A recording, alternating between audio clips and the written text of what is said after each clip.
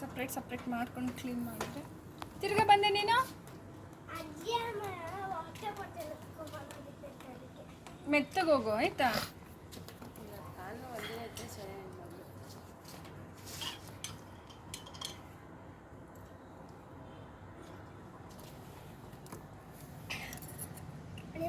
Water ಬೇಕಾ? ಬೇಕು ನನಗೆ. ವಾಟರ್ ಬಾಟ್ಲ್ ಏನಕ್ಕೆ ಇವಾಗ ಇಲ್ಲಿ ಇಟ್ಬಿಟ್ಟು ಹೋಗು. ಏನಕ್ಕೆ?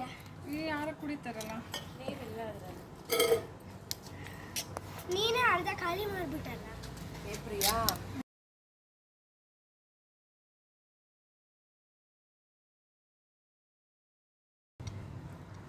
ಕುಡಿಬೇಡ, ಹೋಗಿ ಮಗ ಗ್ಲಾಸಲ್ಲಿ ಕುಡಿ.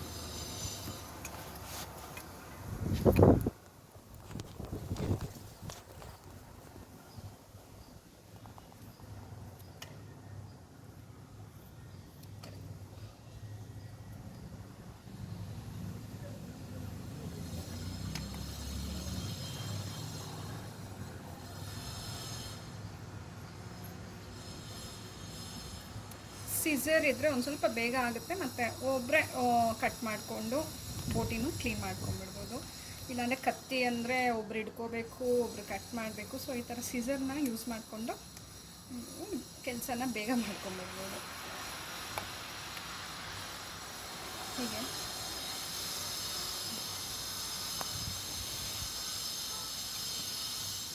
ಕಟ್ ಮಾಡ್ತಾ ಒಂದು ಸ್ವಲ್ಪ ಟ್ವಿಸ್ಟ್ ಮಾಡ್ತಾ ಸಪೋರ್ಟ್ ಇಲ್ದಿರಾನೆ ನೀವೇ ಕಟ್ ಮಾಡ್ಕೋಬೇಕು ಒಬ್ಬರೇ ನೋಡಿ.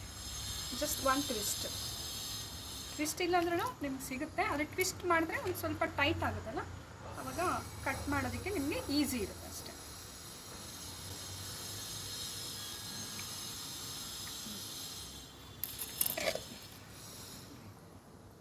ಎಲ್ಲ ಸೈಜೂ ಅಷ್ಟೇ ಕ್ಲೀನಾಗೆ ಇರುತ್ತೆ. ಆಮೇಲೆ ಒಂದು ಸ್ವಲ್ಪ ಬಿಸಿನೀರು ಹಾಗೆ ಅರಿಶಿನ ಹಾಕಿನೂ ಆಮೇಲೆ ಇನ್ನೊಂದು 2 ಸತಿ ಕ್ಲೀನ್ ಮಾಡ್ಕೋಬೇಕು. ಒಂದು 2 ಸತಿ ಆದರೂ ಕ್ಲೀನಾಗಿ ಬಿಸಿನೀರು ಹಾಕಿ ತೊಳಿಬೇಕು.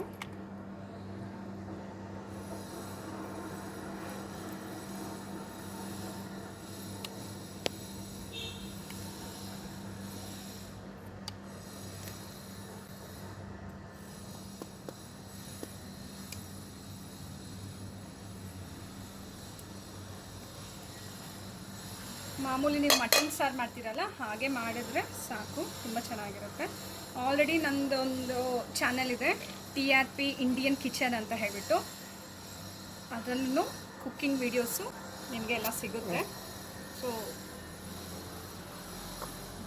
ಕುಕ್ಕಿಂಗ್ ವೀಡಿಯೋಸು ತುಂಬ ನಾನು ಅಪ್ಲೋಡ್ ಮಾಡಿದ್ದೀನಿ. ನೀವು ಆ ಚಾನಲ್ನು ಫಾಲೋ ಆಗ್ಬೋದು.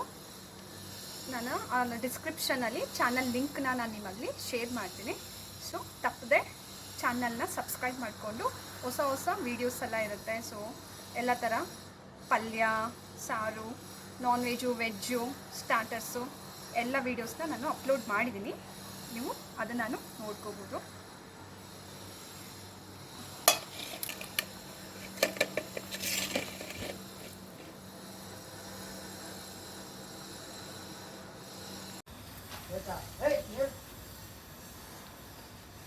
ತಾನ್ಯಾ ಕೆಳಗಡೆ ಹೋಗ್ತೀನಿ ಅಂದ್ರೆ ತಿರ್ಗಾ ಬಂದಿಲ್ಲ ಗಲಾಟೆನಾ?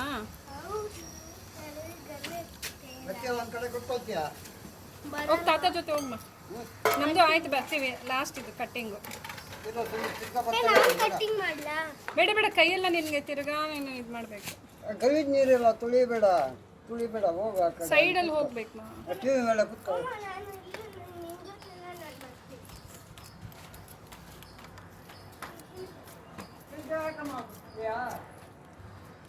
ತಿರ್ಗಾ ಉಳ್ಳ ಇಲ್ಲಿ ಮೇಲೆ ಕಳಿಸ್ಬೇಡ, ಅಲ್ಲೇ ಇಟ್ಕೊಳ್ಳಿ ಪಾಪ, ಬರ್ತೀನಿ.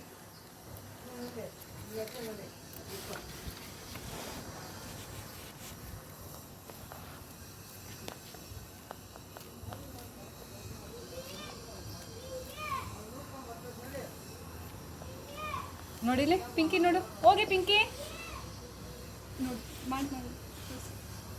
ತನ್ಯಾ ಕರಿ ಪಿಂಕಿನ, ಹೋಗೆ ಪಿಂಕಿ.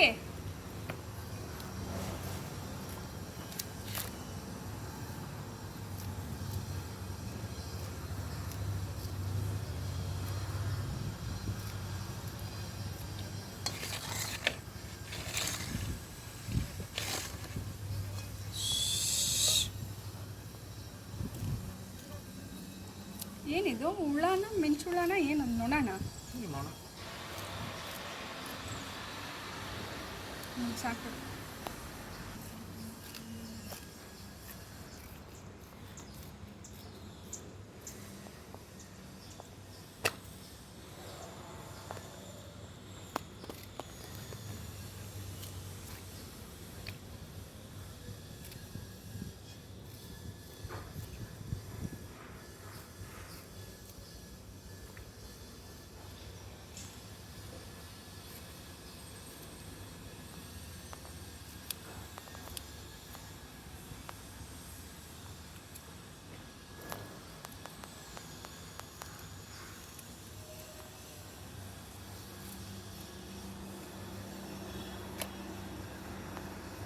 ಸಿಸರ್ ಇದ್ದರೆ ಒಬ್ಬರೇ ಬೇಗ ಕೆಲಸ ಮುಗಿಸ್ಬಿಡ್ಬೋದು. ಇಲ್ಲ ಅಂದರೆ ಈ ಕಡೆ ಒಬ್ರು ಇಡಿ, ಆ ಕಡೆ ಒಬ್ರು ಇಡಿ, ಕತ್ತಿನಲ್ಲಿ ಕಟ್ ಮಾಡಬೇಕು, ಎಲ್ಲ ಮಾಡಬೇಕು. ಅಂದರೆ ಎಷ್ಟು ಈಸಿಯಾಗೆ ಆಗೋಗುತ್ತೆ ಅಂತ ನಿಮಗೆ ಹೇಗೆ ಬೇಕೋ ಹಾಗೆ ಕಟ್ ಮಾಡ್ಕೋಬೋದು.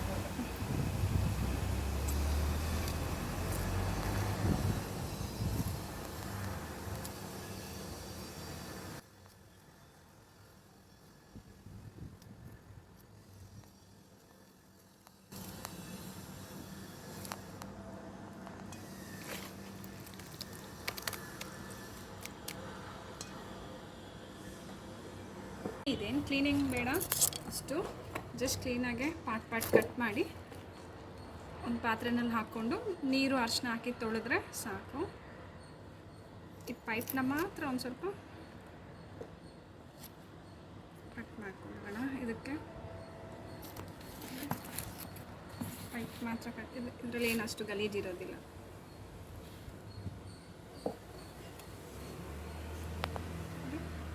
ಈ ಪೈಪ್ ಇದೆಯಲ್ಲ, ಇದು ಮಾತ್ರ ಒಂದು ಸ್ವಲ್ಪ ಕ್ಲೀನ್ ಮಾಡ್ಕೋಬೇಕು.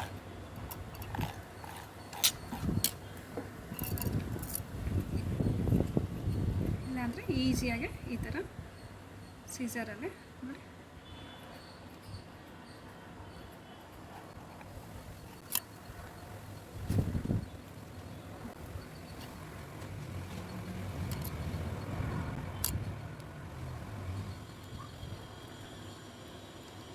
ಕ್ಲೀನ್ ಆಯಿತು. ನೋಡಿದ್ರೆ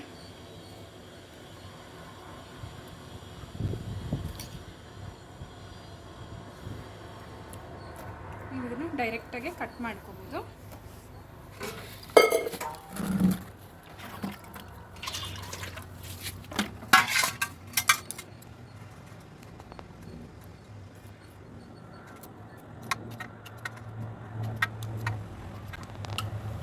ಇದನ್ನು ಸಪ್ರೇಟಾಗಿ ನೀವು ಗ್ರೇವಿ ಥರ ಮಾಡ್ಕೊಂಬಿಡಿ.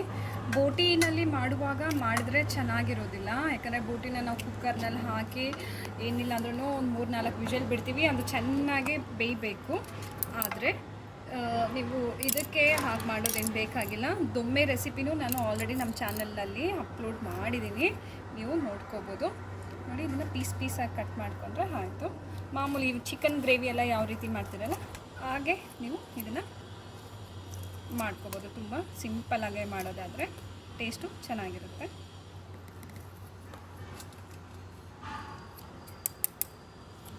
ಆದರೆ ನೀರೇನು ಹಾಕಕ್ಕೆ ಹೋಗಬೇಡಿ. ಇದ್ದೇ ನಿಮಗೆ ಬಾಯ್ಲ್ ಆಗ್ತಾ ನೀರು ಬಿಡೋದ್ರಿಂದ ನೀರೆಲ್ಲ ಹಾಕಿದ್ರೆ ಅದು ಡ್ರೈ ಆಗೋದಕ್ಕೆ ತುಂಬ ಹೊತ್ತು ತಗೊಳುತ್ತೆ. ಆಗ ನಿಮಗೆ ಗ್ರೇವಿ ಅಷ್ಟು ಟೇಸ್ಟು ಬರೋದಿಲ್ಲ. ಹಾಗಾಗಿ ಹಾಗೆ ಫ್ರೈ ಮಾಡ್ಕೊಳ್ಳಿ, ತುಂಬಾ ಚೆನ್ನಾಗಿರುತ್ತೆ. ಇದನ್ನು ಹಾಕಿ ಅರಿಶಿನ ಹಾಗೆ ಒಂದು ಸ್ವಲ್ಪ ಬಿಸಿನೀರು ಹಾಕಿ ಮೊದಲಿಗೆ ಮಾಮೂಲಿ ತಣ್ಣೀರಲ್ಲೇ 4-5 ಸತಿ ಕ್ಲೀನಾಗಿ ತೊಳೆದು ಆಮೇಲೆ ಒಂದು 2 ಸತಿ ಬಿಸಿನೀರಿನಲ್ಲಿ ತೊಳೆದ್ಬಿಡಿ.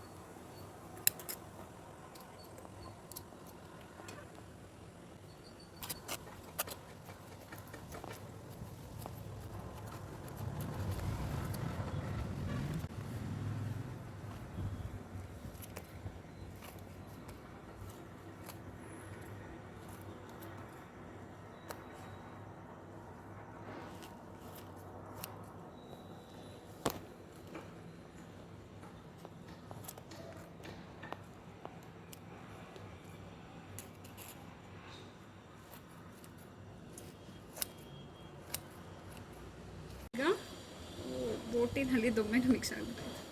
ಹಾಂ, ಬೋಟಿ ಕ್ಲೀನ್ ಆಗಿದೆ, ಹಾಗೆ ದೊಮ್ಮೆನೂ ಕಟ್ ಮಾಡಿ ಆಗಿದೆ.